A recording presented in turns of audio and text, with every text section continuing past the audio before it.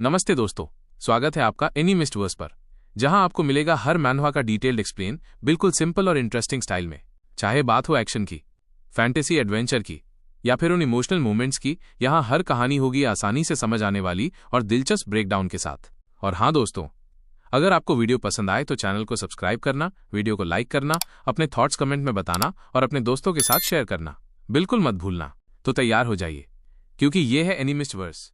तीनों बिना हिले खड़े थे, नीचे की ओर देखते हुए असहज मौन में।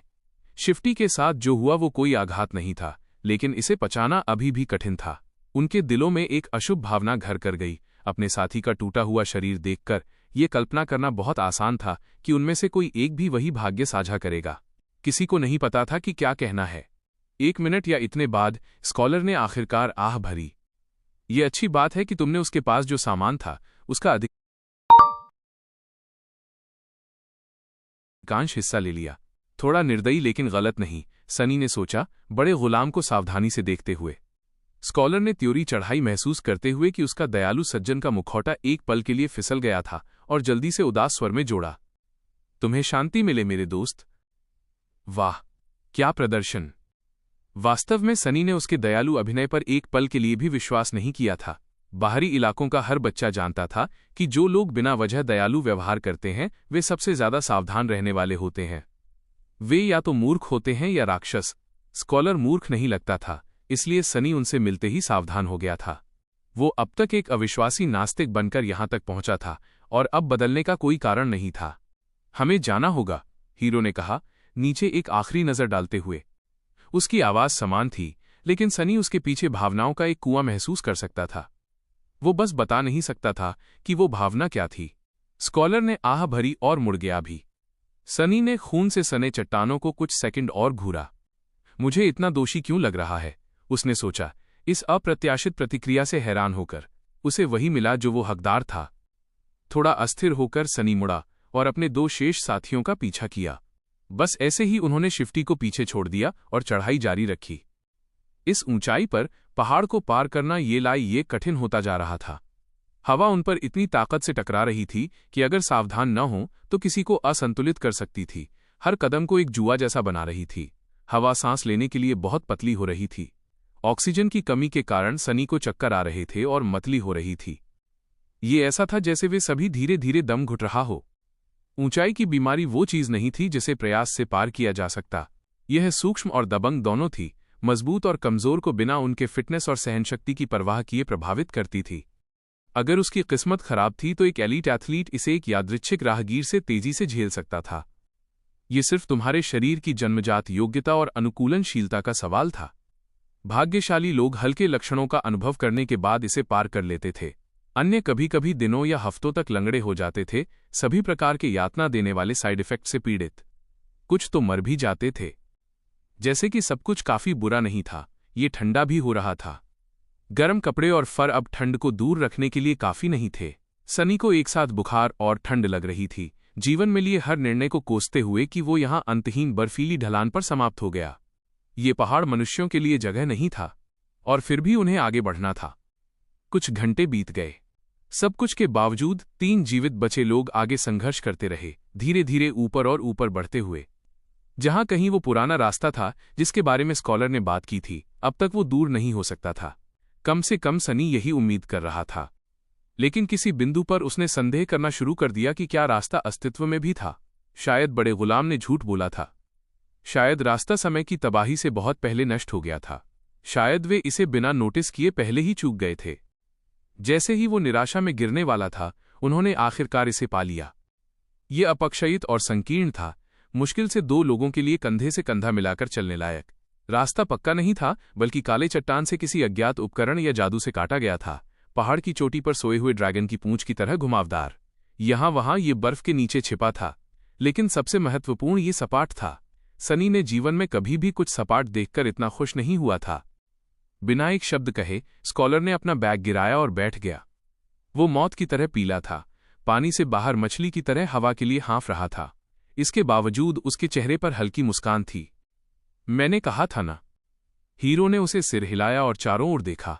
कुछ सेकंड बाद वो विजयी गुलाम की ओर मुड़ा। उठो, अभी आराम करने का समय नहीं है। स्कॉलर ने कुछ बार पलकें झपकाईं, फिर उसे विनती भरी आंखों से देखा। बस मुझे कुछ मिनट दो। युवा सैनिक जवाब देने वाला था, लेकिन सनी ने अचानक उसके कंधे पर हाथ रख दिया। हीरो ने उसे देखा। क्या हुआ? यह चला गया है। क्या चला गया है? सनी ने नीचे की ओर इशारा किया, जिस रास्ते से वे आए थे। शिफ्टी का शरीर। यह चला गया है। हीरो ने उसे कुछ पलों तक घूरा, स्पष्ट रूप से समझने में असफल कि सनी क्या कहने की कोशिश कर रहा था। ओ सही, उन्हें नहीं पता कि शिफ्टी का नाम शिफ्टी है। अहम, अजीब, वो समझाना चाहता था, लेकिन स्कॉलर और हीरो दोनों ने उसके अर्थ को समझ लिया लगता था। एक साथ वे पत्थर के रास्ते के किनारे पर चले गए और नीचे देखा, उस जगह को देखने की कोशिश करते हुए जहां शिफ्टी की मौत हुई थी। वास्तव में दांतेदार चट्टानों पर खून की छींटें अभी भी देखी जा सकती थीं, लेकिन लाश खुद कहीं नहीं थी। स्कॉलर पीछे हट गया और किनारे से जितना दूर हो सके रेंग गया। युवा सैनिक भी पीछे हटा, सहज रूप से अपनी तलवार के हैंडल को पकड़ते हुए। तीनों ने तनावपूर्ण नजरें आदान प्रदान की, स्पष्ट रूप से शिफ्टी के गायब होने के निहितार्थ को समझते हुए। ये राक्षस है, स्कॉलर ने कहा, पहले से भी ज्यादा पीला होकर। ये हमारा पीछा कर रहा है। हीरो ने दांत पीसे। तुम सही हो, और अगर ये इतना करीब है तो हम जल्द ही इसे लड़ने के लिए मजबूर हो जाएंगे। अत्याचारी से लड़ने का विचार उतना ही डरावना था जितना कि बेतुका। वो उतना ही कह सकता था कि हम सभी जल्द मर जाएंगे। इसकी सच्चाई सनी और स्कॉलर दोनों के लिए दर्दनाक रूप से स्पष्ट थी, लेकिन बड़े गुलाम आश्चर्यजनक रूप से घबराया हुआ नहीं लग रहा था। इसके बजाय उसने अपनी नजर नीचे की और शांतिपूर्वक कहा, जरूरी नहीं। हीरो और सनी ने उसे देखा, कान लगाकर। युवा सैनिक ने एक भौं उठाई। समझाओ। ये आ गया। स्कॉलर ने आह भरी। जानवर ने हमें सिर्फ एक दिन में यहां तक ट्रेस कर लिया। इसका मतलब है कि दो सबसे संभावित संभावनाएं हैं। या तो ये इतना समझदार है कि समझ जाए कि हम कहां जा रहे हैं, या ये खून की गंध का पीछा कर रहा है। थोड़ा सोचने के बाद हीरो ने सिर हिलाया, इस तर्क से सहमत। बड़े गुलाम ने हल्के से मुस्कुराया और जारी रखा, चाहे वो एक हो या दूसरा, हम इसे हमारे ट्रेल से हटा सकते हैं और कुछ समय खरीद सकते हैं। हम ये कैसे करेंगे? हीरो की आवाज में तात्कालिकता के बावजूद स्कॉलर ने हिचकिचाया और मौन रहा। तुम जवाब क्यों नहीं दे रहे? बोलो। बड़े गुलाम ने फिर आह भरी और धीरे धीरे, जैसे कि अपनी इच्छा के विरुद्ध, जवाब दिया। सनी इस पल का इंतजार काफी समय से कर रहा था। हमें बस लड़के को खून बहाना होगा, उसे रास्ते पर नीचे घसीटना होगा, फिर उसे वहां चारा के रूप में छोड़कर ऊपर की ओर जाना होगा। उसकी बलि हमारी जान बचाएगी। समय पर सही। अगर सनी पागल नहीं होता और निश्चित रूप से डर से बेहाल, तो वो मुस्कुराता। उसका निर्णय, लगता है, डरावने रूप से सटीक था। पुष्टि हमेशा अच्छी होती है, लेकिन ऐसी स्थिति में नहीं जहां सही होना भी राक्षस के चारे के रूप में इस्तेमाल होने का मतलब हो। उसे स्कॉलर के शब्द याद आए जब शिफ्टी सनी को मारने के लिए अभियान चला रहा था। जल्दबाजी मत करो मेरे दोस्त, लड़का बाद में उपयोगी साबित हो सकता है। ये शब्द, जो तब दयालु लग रहे थे, अब बहुत अधिक भयावह अर्थ छिपाए हुए निकले। क्या कमीना! अब सब कुछ इस पर निर्भर था कि हीरो स्कॉलर की योजना का पालन करने का फैसला करेगा या नहीं। युवा सैनिक ने पलकें झपकाईं, आश्चर्यचकित। तुम्हारा मतलब क्या है, उसे खून बहाओ? स्कॉलर ने सिर हिलाया। यह वास्तव में सरल है। अगर राक्षस जानता है कि हम कहां जा रहे हैं, तो हमारे पास पहाड़ की दर्रे तक पहुंचने की योजनाओं को छोड़ने और पहाड़ की चोटी पर से जाने के अलावा कोई विकल्प नहीं है। अगर राक्षस खून की गंध का पीछा कर रहा है, तो हमें में से एक को चारा के रूप में इस्तेमाल करके इसे गुमराह करना होगा। उसने रुककर कहा, केवल रास्ते पर आगे नीचे एक खून बहाते आदमी को छोड़कर हम पीछा से विश्वसनीय रूप से बच सकते हैं, चाहे वो हमें कैसे भी ट्रैक कर रहा हो। हीरो बिना हिले खड़ा रहा, उसकी आंखें स्कॉलर और सनी के बीच उछल रही थीं। कुछ सेकंड बाद उसने पूछा, तुम खुद को इतना नीच प्रस्ताव देने के लिए कैसे ला सकते हो? बड़े गुलाम ने कुशलता से दुखी और उदास दिखने का नाटक किया। निश्चित रूप से ये मुझे दर्द देता है, लेकिन अगर हम कुछ नहीं करते तो हम तीनों मर जाएंगे। इस तरह कम से कम लड़के की मौत 2 जानें बचाएगी। देवता उसे उसकी बलि के लिए पुरस्कृत करेंगे। क्या चांदी की जीभ! मैं खुद लगभग राजी हो गया। युवा सैनिक ने मुंह खोला, फिर बंद कर लिया, हिचकिचाते हुए। सनी चुपचाप अन्य 2 जीवित बचे लोगों को देख रहा था, लड़ाई में ऊपर आने की अपनी संभावनाओं को मापते हुए। स्कॉलर पहले से ही आधा लाश बन चुका था, इसलिए उसे दबाने में समस्या नहीं होती। हालांकि हीरो एक बाधा पेश करता था। इस समय वो बाधा नीचे की ओर देख रही थी, सनी की नजर से बचते हुए। उसका हाथ तलवार के हैंडल पर टिका हुआ था। हमेशा की तरह युवा गुलाम को इस बात का कोई अंदाजा नहीं था कि हीरो के पूर्ण रूप से आकार वाले सिर के अंदर क्या चल रहा था। अनिश्चितता उसे घबरा रही थी। आखिरकार कुछ समय बीतने के बाद सैनिक ने बोला, मेरा सिर्फ एक सवाल है। सनी और स्कॉलर दोनों ने सांस रोककर उसे घूरा। हाँ, तुमने कहा कि हमें में से एक को बलि देनी होगी ताकि बाकी दो बच जाएं। क्यों वो? मेरी नजर में तुम कब्र के काफी करीब हो। बढ़िया सवाल, मैं खुद पूछने ही वाला था। सनी ने बड़े गुलाम की ओर मुड़कर देखा, मुस्कुराहट को दबाने की बहुत कोशिश करते हुए, लेकिन उसकी निराशा के लिए स्कॉलर के पास जवाब तैयार था। पहले हमले से पहले वो पहले से ही तुम्हारे वरिष्ठ के कोड़े की वजह से खून बहा रहा था। हमले के दौरान वो एक साथी गुलाम के खून में डूबा हुआ था। उसकी चादर भी जब पिछले मालिक की मौत हुई थी उसमें भिगोई गई थी। लड़का पहले से ही खून की महक मार रहा है। उसे जिंदा रखना हमें खतरे में डाल देगा। यही वजह है कि वो सबसे अच्छा विकल्प है। मुस्कुराहट सनी के चेहरे तक पहुंचने से पहले ही मर गई। शापित हो तुम और तुम्हारा बड़ा दिमाग। स्कॉलर का तर्क भयानक रूप से ठोस था। हीरो ने सुना, उसका चेहरा हर शब्द के साथ और गहरा होता जा रहा था। आखिरकार उसने सनी को देखा, उसकी आंखों में एक खतरनाक चमक चमक रही थी। यह सच है। सनी को लगा उसका मुंह सूख रहा है। ठंडा पसीना उसकी रीढ़ के नीचे बह रहा था। वो तन गया, कार्रवाई करने के लिए तैयार। लेकिन उस पल हीरो ने मुस्कुरा दिया। तुम्हारा तर्क लगभग अटूट है, उसने कहा, तलवार को म्यान से बाहर निकालते हुए। हालांकि तुम एक चीज को ध्यान में रखने में असफल रहे। स्कॉलर ने एक भौं उठाई, अपनी घबराहट छिपाने की कोशिश करते हुए। वो क्या हो सकती है? युवा सैनिक ने उसकी ओर मुड़कर देखा, उसके चेहरे से मुस्कान गायब हो गई। अब वो घनी, लगभग स्पर्श करने योग्य हत्या की मंशा बिखेर रहा था। यह कि मैं जानता हूं कि तुम कौन हो महामहिम। मैं ये भी जानता हूं कि तुमने क्या किया है और तुम गुलाम कैसे बने। तुमने जो घृणित अपराध किए हैं उनमें से सिर्फ एक भी मुझे तुम्हें मारने की इच्छा करने के लिए काफी है। तो अगर हमारे बीच कोई है जो बलि दिए जाने का हकदार है तो वो तुम हो। स्कॉलर की आंखें चौड़ी हो गईं। लेकिन खून की महक, इसकी चिंता मत करो। मैं तुम्हें इतना खून बहाऊंगा कि लड़के के पास जो भी अवशेष गंध है उसे दबा देगा। ये सब इतनी तेजी से हुआ कि सनी को प्रतिक्रिया करने का समय भी मुश्किल से मिला। हीरो अमानवीय गति से आगे झपटा। एक पल बाद स्कॉलर जमीन पर चीख रहा था। उसकी एक टांग युवा सैनिक की तलवार के सपाट हिस्से से एक बार में टूट गई। उसे ठीक होने का मौका न देते हुए हीरो ने उसकी दूसरी टांग पर पैर रखकर कुचला और हड्डियों के चटकने की बीमार करने वाली आवाज स्पष्ट रूप से सुनाई दी। चीख एक सिसकते हुए रोने में बदल गई। बस ऐसे ही स्कॉलर खत्म हो गया। हीरो की कार्रवाई की क्रूरता उसके सामान्य रूप से सुंदर व्यवहार से इतनी तीव्र विपरीत थी कि सनी को लगा उसके नसों में खून जम रहा है। ये डरावना था। सैनिक ने उसे शांत नजर से देखा और शांत स्वर में कहा, यहां मेरा इंतजार करो। फिर उसने बड़े गुलाम को पकड़ा और उसे रास्ते पर नीचे घसीटा। जल्द ही एक चट्टान के उभार के पीछे गायब हो गया। कुछ मिनट बाद हवा में गूंजती हुई भयानक चीखें सुनाई दीं। सनी अकेला रह गया, कांपता हुआ। बकवास, ये बहुत ज्यादा है। वो अभी भी विश्वास नहीं कर पा रहा था कि स्कॉलर का अंत कितनी अचानक आया और कितना निर्दयी था। कुछ समय बाद हीरो वापस आया, जैसे कुछ हुआ ही न हो। लेकिन ठीक यही सामान्यता थी जो सनी को सबसे ज्यादा परेशान कर रही थी। स्कॉलर के बैग की सामग्री को छांटने और अधिकांश जलावन को बाहर फेंकने के बाद युवा सैनिक ने इसे अपने कंधे पर रखा और लापरवाही से युवा गुलाम की ओर मुड़ा। चलो, हमें जल्दी करनी है। क्या कहना है पता न चलते हुए सनी ने उसे सिर हिलाया और आगे बढ़ गया। अब सिर्फ वे दो बचे थे।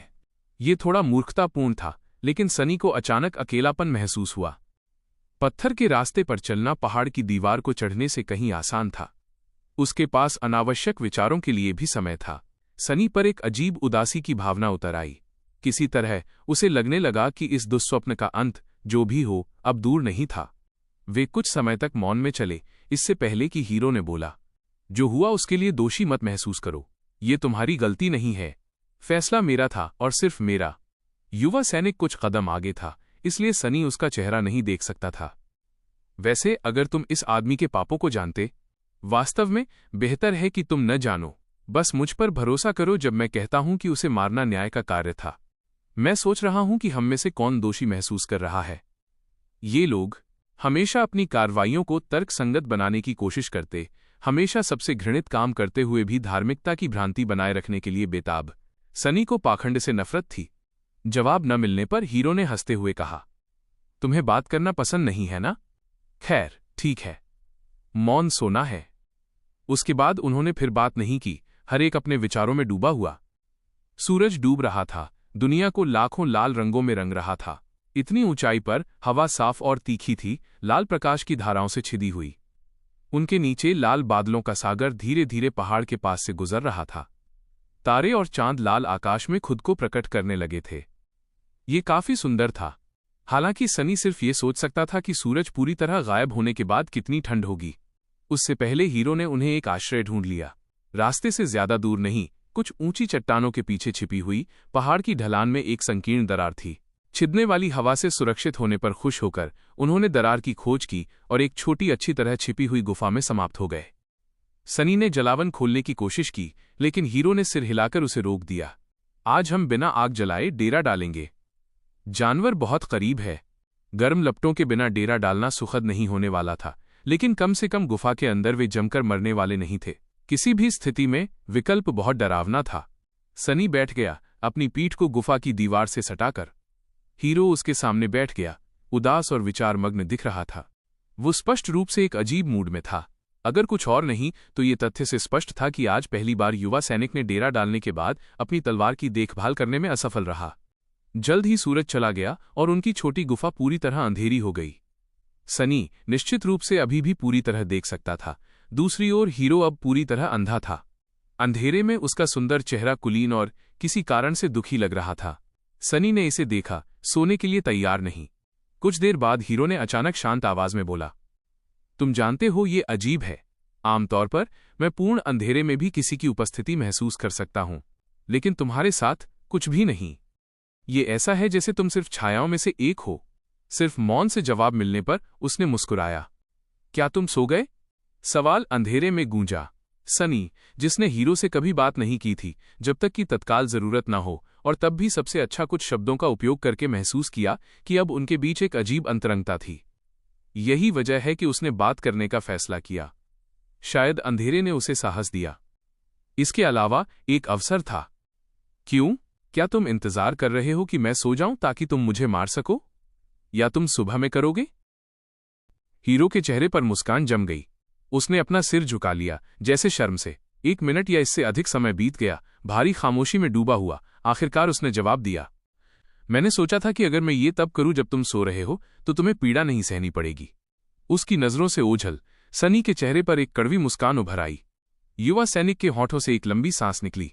वो गुफा की दीवार से पीठ टिकाकर बैठ गया, अभी भी ऊपर नहीं देख रहा था। मैं उम्मीद नहीं करता कि तुम मुझे माफ करोगे। ये पाप भी मेरा ही बोझ होगा, लेकिन कृपया अगर तुम कर सको, अपने दिल में समझने की जगह ढूंढो। अगर हालात अलग होते तो मैं खुशी खुशी उस राक्षस का सामना करता ताकि तुम भाग सको, लेकिन मेरी जिंदगी सिर्फ मेरी नहीं है, एक ऐसी जिम्मेदारी है जिसकी कसम मैंने खाई है। जब तक वो पूरी नहीं हो जाती मैं खुद को मरने नहीं दे सकता। सनी हंसा। तुम लोग देखो तो, मुझे मारने की योजना बना रहे हो और फिर भी अच्छे बहाने पर जोर दे रहे हो। कितना सुविधाजनक। मुझे ऐसे पाखंडी सबसे ज्यादा नफरत है। क्यों नहीं एक बार सच बोलते? मुझे वो बकवास मत दो, बस कह दो, मैं तुम्हें मारने जा रहा हूं क्योंकि ये आसान है। मैं तुम्हें मारने जा रहा हूं क्योंकि मैं जीवित रहना चाहता हूं। हीरो ने अपनी आंखें बंद कर लीं, उसके चेहरे पर उदासी छा गई। माफ करना, मुझे पता था कि तुम समझ नहीं पाओगे। समझने वाली क्या बात है? सनी आगे झुका, गुस्से की लहर उसके नसों में दौड़ रही थी। बता, मुझे क्यों मरना पड़ता है? युवा सैनिक ने आखिरकार ऊपर देखा। भले ही वो अंधेरे में देख नहीं सकता था, फिर भी उसने अपना चेहरा सनी की आवाज की दिशा में घुमाया। वो आदमी एक खलनायक था, लेकिन वो सही भी था। तुम पर खून की महक बहुत तेज है, ये उस जानवर को आकर्षित करेगी। तुम मुझे जाने दे सकते हो, जानते हो, हम अलग हो जाएंगे। उसके बाद चाहे राक्षस मुझे ढूंढे या ना ढूंढे, वो तुम्हारी समस्या नहीं होगी। हीरो ने सिर हिलाया। उस जीव के जबड़ों में मरना बहुत क्रूर किस्मत है। बेहतर है कि मैं खुद करूं। आखिरकार तुम मेरी जिम्मेदारी हो। कितने नेक हो। सनी पीछे टिका, निराश होकर। थोड़ी देर बाद वो चुपचाप बोला, जानते हो, जब मैं यहां गैंग आया था मैं मरने को तैयार था। आखिरकार इस पूरी दुनिया में दरअसल 2 दुनिया में एक भी आत्मा नहीं है जो परवाह करती हो कि मैं जीता हूं या मरता हूं। जब मैं चला जाऊंगा कोई दुखी नहीं होगा। कोई मुझे याद भी नहीं करेगा कि मैं अस्तित्व में था। उसके चेहरे पर एक उदास भाव था, लेकिन एक पल बाद वो गायब हो गया, उसकी जगह हंसी ने ले ली। लेकिन फिर मैंने अपना मन बदल लिया। रास्ते में कहीं मैंने जीवित रहने का फैसला किया। मुझे जीवित रहना ही चाहिए, चाहे कुछ भी हो। हीरो ने उसे विचारपूर्ण नजर से देखा। एक यादगार जिंदगी जीने के लिए? सनी मुस्कुराया। उसकी आंखों में एक अंधेरी चमक उभरी। नहीं, तुम सबको चढ़ाने के लिए। युवा सैनिक कुछ पलों तक चुप रहा, फिर सिर हिलाया, इस जवाब को स्वीकार करते हुए। वो अपने पैरों पर खड़ा हो गया। चिंता मत करो, मैं इसे जल्दी कर दूंगा। क्या तुम ज्यादा आत्मविश्वासी नहीं हो? क्या बात तुम्हें लगता है कि तुम मुझे मार पाओगे? शायद मैं तुम्हें मार दूं। हीरो ने सिर हिलाया। मुझे शक है। लेकिन अगले ही सेकंड में वो लड़खड़ा गया और एक घुटने पर गिर पड़ा। युवक का चेहरा मौत की तरह पीला पड़ गया और दर्द भरी कराह के साथ उसने अचानक खून उल्टा कर दिया। सनी के चेहरे पर एक संतुष्ट मुस्कान उभरी। आखिरकार। हीरो अपने घुटनों पर खड़ा था, उसके चेहरे का निचला हिस्सा खून से ढका हुआ। हैरान होकर वो अपनी हथेलियों को घूर रहा था, समझने की कोशिश कर रहा था कि उसके साथ क्या हुआ। क्या जादू है ये? चौड़ी आंखों और पीले चेहरे के साथ उसने सनी की ओर मुड़ा। क्या वो चोर सही था? क्या तुमने हम पर छाया देवता का श्राप डाला था? सनी ने सांस ली। काश मेरे पास दिव्य श्राप फेंकने की क्षमता होती, लेकिन नहीं। सच कहूं तो मेरे पास कोई क्षमता नहीं है। कैसे? युवा गुलाम ने कंधे उचकाए। इसलिए मैंने तुम सबको जहर दे दिया। हीरो सिहर उठा, उसके शब्दों को समझने की कोशिश करते हुए। क्या उस अत्याचारी के पहले हमले के बाद तुमने मुझे पानी ढूंढने भेजा? मरे हुए सैनिकों से फ्लास्क इकट्ठा करते समय मैंने प्रत्येक में ब्लडबेन का रस निचोड़ा, सिवाय अपने वाले के। बेशक स्वाद आने जितना नहीं, लेकिन धीरे धीरे मारने जितना। सैनिक ने दांत पीसे, दर्द से जूझते हुए। उसके चेहरे पर अचानक एहसास उभरा। तो इसलिए दूसरे दो इतनी बुरी हालत में थे? सनी ने सिर हिलाया। शिफ्टी ने सबसे ज्यादा पिया, इसलिए उसकी हालत सबसे तेजी से बिगड़ी। स्कॉलर भी ज्यादा देर जीवित नहीं रहने वाला था, लेकिन तुमने उसे जहर पूरा होने से पहले खत्म कर दिया।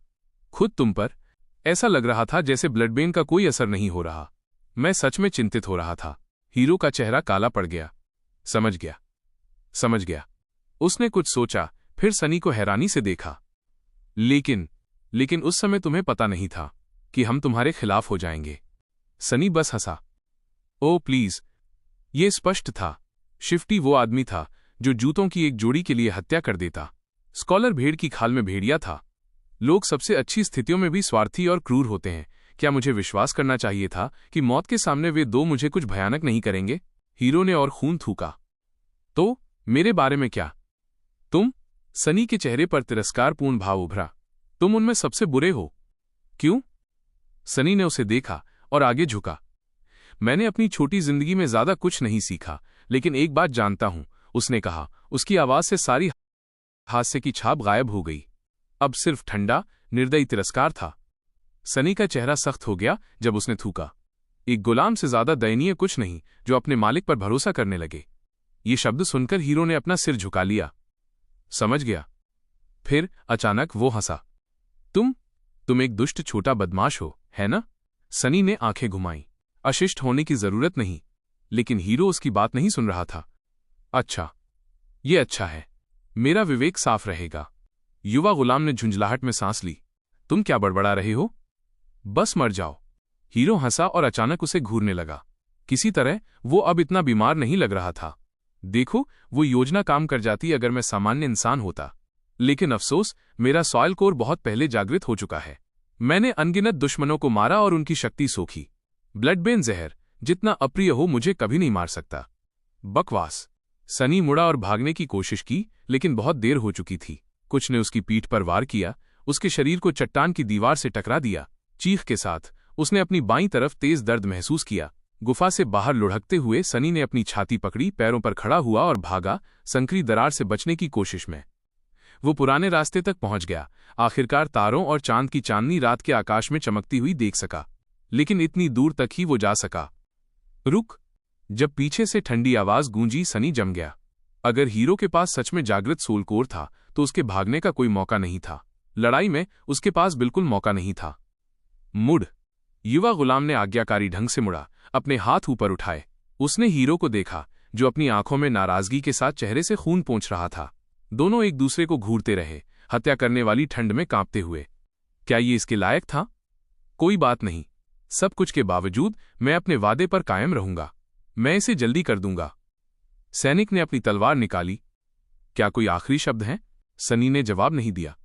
हालांकि उसके हाथ में अचानक एक छोटी चांदी की घंटी उभर आई। हीरो ने भौहें चढ़ाईं। तुमने वो चीज कहाँ छिपाई थी? सनी ने घंटी हिलाई। एक सुंदर स्पष्ट घंटी की ध्वनि पहाड़ पर फैल गई, रात को मंत्रमुग्ध करने वाली धुन से भर दिया। तुम क्या कर रहे हो? रुक! युवा गुलाम ने आज्ञाकारी ढंग से रुक गया।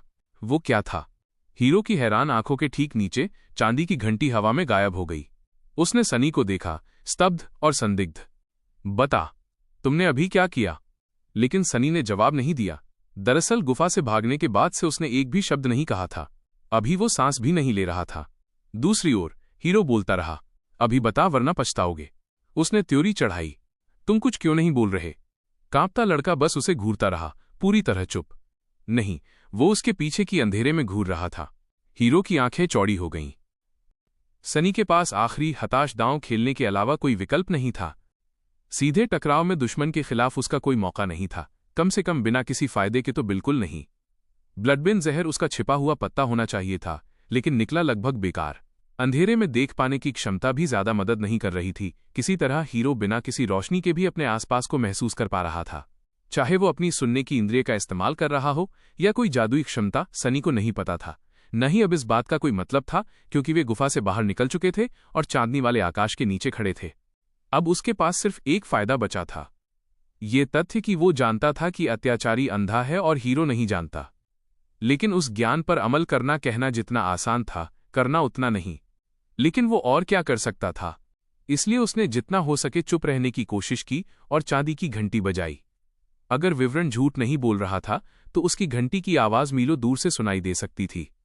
निश्चित रूप से अत्याचारी भी इसे सुनने वाला था। अब सनी को सिर्फ चुप रहना था, समय खींचना था और उम्मीद करनी थी कि राक्षस आएगा। ऐसा करते हुए हीरो की हैरानी धीरे धीरे गुस्से में बदल गई। अभी बता वरना पछताओगे। उसकी आवाज काफी धमकी भरी थी, लेकिन फिर भी युवा गुलाम ने जवाब नहीं दिया। वो सिर्फ ठंड में कांप रहा था और अपनी छाती में धड़कते दर्द के बावजूद कराहने की कोशिश नहीं कर रहा था। तुम जवाब क्यों नहीं दे रहे? लेकिन सनी जवाब देने की हिम्मत नहीं कर रहा था। उसने अपनी सांस रोकी और भयभीत होकर देखता रहा, जैसे हीरो के पीछे परिचित विशाल आकृति उभरी। उसके फेफड़े जल रहे थे और उसका दिल पागलों की तरह धड़क रहा था। ये इतनी जोर से धड़क रहा था कि उसे डर था कि अंधा अत्याचारी इसे सुन लेगा। लेकिन बेशक ये हीरो की आवाज से ज्यादा जोर नहीं हो सकता था, जो अभी भी बोल रहा था, खुद को इस पहाड़ पर शोर का एकमात्र स्रोत बना रहा था। आखिरी सेकंड में युवा सैनिक की आंखों में समझ की एक झलक उभरी। वो मुड़ने लगा। उसकी तलवार बिजली की गति से ऊपर उठी, लेकिन बहुत देर हो चुकी थी। अंधेरे से एक विशाल हाथ उभरा और उसे लोहे की पकड़ में जकड़ लिया। हड्डी के पंजे कवच पर रगड़ते हुए, इसे फाड़ते हुए। माउंटेन किंग ने हीरो को पीछे खींचा। उसकी कलाई में काटती तलवार पर ज्यादा ध्यान नहीं दिया। उसके खुले जबड़ों से चिपचिपा लार बह रहा था। डर से पत्थर हो चुके सनी ने धीरे से अपनी पीठ उनकी ओर की और पुराने घुमावदार रास्ते पर कुछ कदम ऊपर चले। फिर वो तेजी से भागा, जितनी तेजी से हो सके। उसके पीछे एक हताश चीख ने शांत रात को चीर दिया। फिर एक भूखा गुर्राहट आई। ऐसा लग रहा था कि हीरो बिना लड़ाई के नीचे नहीं जा रहा था, भले ही उसकी किस्मत पहले से ही तय हो चुकी थी। लेकिन सनी को परवाह नहीं थी। वो भाग रहा था, ऊपर और ऊपर चढ़ता हुआ। माफ करना हीरो, उसने सोचा। मैंने कहा था कि मैं तुम्हें मरते देखूंगा, लेकिन जैसा तुम जानते हो, मैं झूठा हूं। तो जाओ और खुद मरो। एक अकेला अंधेरा पहाड़ तेज हवाओं के खिलाफ ऊंचा खड़ा था। दांतेदार और गर्वीला, ये पर्वत श्रृंखला के अन्य शिखरों को बौना बना रहा था, अपनी तेज धारों से रात के आकाश को काटता हुआ। एक चमकदार चांद इसकी ढलानों को भूतिया रोशनी से नहला रहा था। उस रोशनी के नीचे पीली त्वचा और काले बालों वाला एक युवक पहाड़ के शिखर पर पहुंचा। हालांकि उसकी दिखावट दृश्य की भव्यता से मेल नहीं खाती थी। घायल और लड़खड़ाता हुआ वो दयनीय और कमजोर लग रहा था। युवक एक चलती लाश जैसा लग रहा था। उसकी मोटी कुर्ती और लबादा फटे हुए और खून से सने हुए थे। उसकी धसी हुई आंखें बादलयुक्त और निर्जीव थीं। उसका शरीर चोटिल, पीटा हुआ और कटा हुआ था। उसके होंठों पर खूनी झाग के छींटे थे। वो झुका हुआ था, अपनी छाती के बाईं तरफ को सहलाते हुए। हर कदम उसे कराहने पर मजबूर कर रहा था। दांत पीसते हुए मुश्किल से सांस बाहर निकल रही थी। सनी हर जगह दर्द में था, लेकिन सबसे ज्यादा वो ठंडा था। इतना ठंडा। वो सिर्फ बर्फ में लेटना और सो जाना चाहता था। लेकिन इसके बजाय वो चलता रहा, क्योंकि उसे विश्वास था कि शिखर पर पहुंचते ही दुस्वप्न खत्म हो जाएगा। कदम कदम, एक और कदम। आखिरकार वो पहुंच गया। पहाड़ के सबसे ऊंचे बिंदु पर चट्टान का एक विशाल समतल क्षेत्र बर्फ से ढका हुआ था। इसके केंद्र में चांदनी से रोशन एक भव्य मंदिर खड़ा था। इसके विशाल स्तंभ और दीवारें काले संगमरमर से तराशी गई थीं, स्टाइजन पेडिमेंट और चौड़ी फ्रीज को उत्कृष्ट राहतें सजा रही थीं। सुंदर और भयानक, ये एक अंधेरे देवता के महल जैसा लग रहा था। कम से कम एक समय ऐसा था। अब मंदिर खंडहर में था। काले पत्थरों पर दरारें और चीरे थे, छत के हिस्से ढह चुके थे, बर्फ और हिम को अंदर आने दे रहे थे। इसके ऊंचे द्वार टूटे हुए थे, जैसे किसी दानव के हाथ से कुचले गए हों। फिर भी सनी संतुष्ट था। मिल गया, उसने कर्कश आवाज में कहा। अपनी आखिरी ताकत इकट्ठा करके युवा गुलाम धीरे धीरे खंडहर मंदिर की दिशा में लंगड़ाता चला। उसके विचार उलझे हुए और भ्रमित थे। देखिए हीरो, उसने सोचा, एक सेकंड के लिए भूल कर कि हीरो पहले से ही मर चुका था। मैं पहुंच गया। तुम मजबूत और निर्दयी थे और मैं कमजोर और डरपोक। फिर भी अब तुम एक लाश हो और मैं अभी भी जीवित हूं। मजेदार नहीं? वो लड़खड़ा गया और कराहा, अपनी टूटी पसलियों के किनारों को अपने फेफड़ों में गहराई तक काटते महसूस किया। उसके मुंह से खून टपक रहा था। मरा हुआ या नहीं, हीरो ने उस एक वार से उसे अच्छा घायल कर दिया था। दरअसल नहीं, तुममें से किसी को भी निर्दयी होने के बारे में क्या पता? बेचारे मूर्ख। जहां से मैं आता हूं, वहां लोगों के पास क्रूरता को कला बनाने के लिए हजारों साल थे, और उस सारी क्रूरता का शिकार होने वाले के रूप में क्या तुम नहीं सोचते कि मुझे तुमसे ज्यादा निर्दयी होने के बारे में पता होगा? वह मंदिर के करीब पहुंच रहा था। सच कहूं तो तुम्हें कभी मौका नहीं मिला। रुको, मैं क्या सोच रहा था? एक पल बाद वो पहले से ही भूल चुका था। सिर्फ दर्द था, अंधेरा मंदिर और सोने की जबरदस्त इच्छा। इसमें मत फंसो। ये सिर्फ हाइपोथर्मिया है। अगर तुम सो गए तो मर जाओगे। मूल्यांकन के लिए तैयार हो जाओ। सनी खुद को सपना और वास्तविकता के बीच एक स्थान में पाया। ये एक अंतहीन काला शून्य था जो असंख्य तारों से रोशन था। उन तारों के बीच चांदी की रोशनी की अनगिनत डोरियां एक सुंदर और अकल्पनीय रूप से जटिल जाल में बुनी हुई थीं, विभिन्न नेक्सेस और नक्षत्र बनाती हुई। ये सचमुच लुभावना था। किसी तरह सनी समझ गया कि वो नाइटमेयर स्पेल के आंतरिक कार्यों को देख रहा था। उसे ये भी लग रहा था कि ये न्यूरल नेटवर्क के आकाशीय समकक्ष जैसा दिखता है। अगर ऐसा है तो क्या स्पेल जीवित था? ये एक सवाल था जिसे पिछले कुछ दशकों से अनगिनत लोग खुद से पूछ रहे थे। उनका सबसे अच्छा जवाब ये था कि जानने का कोई तरीका नहीं है। स्पेल न जीवित था, न मृत, न चेतन, न निर्जीव। ये एक प्राणी से ज्यादा एक फंक्शन था। लेकिन सनी दार्शनिक सवालों पर विचार करने के मूड में नहीं था। वो उत्सुकता से अपने वरदान की प्रतीक्षा कर रहा था। स्पेल अभी भी उसके प्रदर्शन का मूल्यांकन कर रहा था। हालांकि पहला इनाम इससे कुछ लेना देना नहीं था। तुम्हें एक मेमोरी प्राप्त हुई, पपेटियर का श्राउड। सनी को अविश्वसनीय रूप से खुशी महसूस हुई। वो खुशी का नाच करने को लगभग तैयार था। वो मेमोरी माउंटेन किंग की थी, जो एक जागृत अत्याचारी था, जिसका मतलब था कि मेमोरी खुद जागृत रैंक की थी। इसे प्राप्त करना अविश्वसनीय भाग्य की झप्पी थी। स्पेल में हर चीज के 7 रैंक थे। ये रैंक बढ़ती शक्ति के क्रम में थे: डोमेंट, जागृत, असेंडेड, ट्रांसेंडेंट, सुप्रीम, सेक्रेड और डिवाइन। नाइटमेयर क्रिएचर्स को छोड़कर, जिन्हें डोमेंट, जागृत, फॉलन, करप्टेड, ग्रेट, कर्स्ड और अनहोली रैंक दिया जाता था। स्पेल के दृष्टिकोण से सनी एक डोमेंट मानव था। अपनी आत्मा कोर से ऊंचे रैंक की मेमोरी रखना ड्रीम रियल में प्रवेश करने पर बहुत मददगार होगा। विभिन्न रैंकों के बीच शक्ति का अंतर बस अतिशयोक्ति नहीं किया जा सकता। वो पपेटियर के श्राउड को देखना चाहता था, लेकिन अब समय नहीं था। स्पेल ने अपना मूल्यांकन पूरा कर लिया था। यहां शून्य में उसकी आवाज अब सूक्ष्म और परिचित नहीं लग रही थी, बल्कि ऐसा लग रहा था जैसे ब्रह्मांड खुद बोल रहा हो। सनी ने सांस रोकी, सुनते हुए, आकांक्षी, तुम्हारा परीक्षण खत्म हो गया। एक नामहीन गुलाम ने ब्लैक माउंटेन पर चढ़ाई की। उसके हाथों हीरो और राक्षस दोनों गिरे, अटूट। वो एक लंबे समय से भूले हुए देवता के खंडहर मंदिर में प्रवेश किया और पवित्र वेदी पर अपना खून बहाया। देवता मर चुके थे और फिर भी उन्होंने सुना। तुमने एक डोमेंट बीस्ट को हराया, माउंटेन किंग की लार्वा। तुमने 3 डोमेंट मानवों को हराया, नाम अज्ञात। तुमने एक जागृत मानव को हराया, ऑरो ऑफ द 9। तुमने एक जागृत अत्याचारी को हराया, माउंटेन किंग। तुम्हें छाया देवता का आशीर्वाद प्राप्त हुआ। तुमने असंभव हासिल किया। अंतिम मूल्यांकन शानदार। तुम्हारी विश्वासघात की कोई सीमा नहीं। सनी के अनुसार वो अंतिम हिस्सा वास्तव में जरूरी नहीं था, लेकिन वो स्पेल की प्रशंसा से काफी संतुष्ट था। उसे लगा कि उसके एस्पेक्ट को जागृत या यहां तक कि एसेंडेड में विकसित करने की संभावनाएं काफी ऊंची हैं। उसकी समग्र शक्ति अभी भी उसकी आत्मा कोर के रैंक पर निर्भर थी, जो बहुत बाद तक डोमिनेंट रहेगी, लेकिन एस्पेक्ट का रैंक खुद उसकी समग्र क्षमता के लिए चमत्कार करेगा। ड्रीमर सनलेस, अपना वरदान ग्रहण करो। वो अब आकांक्षी नहीं था। सनी मुस्कुराया। तुम्हें एक सच्चा नाम प्रदान किया गया, लॉस्ट फ्रॉम लाइट। उसका जबड़ा गिर गया। एक सच्चा नाम। उसे एक सच्चा नाम मिला। अपने सबसे जंगली सपनों में भी सनी ने कभी नहीं सोचा था कि वो ऐसे चुनिंदा कुछ लोगों में से एक बन जाएगा जो पहली नाइटमेयर में ही ऐसा करतब हासिल कर लेगा। सभी सेंट्स भी इसका दावा नहीं कर सकते। वो अब एक एलीट था, फसल की असली क्रीम। वो अमीर होने वाला था, लेकिन इनाम आते रहे। तुम्हारा एस्पेक्ट विकसित होने को तैयार है। एस्पेक्ट विकसित करें? ये कैसा सवाल है? सनी ने उंगलियां क्रॉस की और हां कहा। डोमिनेंट एस्पेक्ट टेम्पल स्लेव विकसित हो रहा है। नया एस्पेक्ट प्राप्त हुआ। Aspect rank divine. सनी गिर पड़ा। एस्पेक्ट नाम शैडो स्लेव। डिवाइन। ये डिवाइन है। सनी अपने घुटनों पर खड़ा था, स्तब्ध। सदमा इतना बड़ा था कि एक सेकंड के लिए उसने अपने अंगों पर सारा नियंत्रण खो दिया और गिर पड़ा। इसने डिवाइन कहा। सही। उसने कांपती हुई हाथ उठाई और अपनी आंखें रगड़ी, सुनिश्चित करते हुए कि वो जाग रहा है, या बल्कि चेतन, क्योंकि तकनीकी रूप से वो अभी भी पुलिस स्टेशन के भूमिगत तिजोरी में सो रहा था।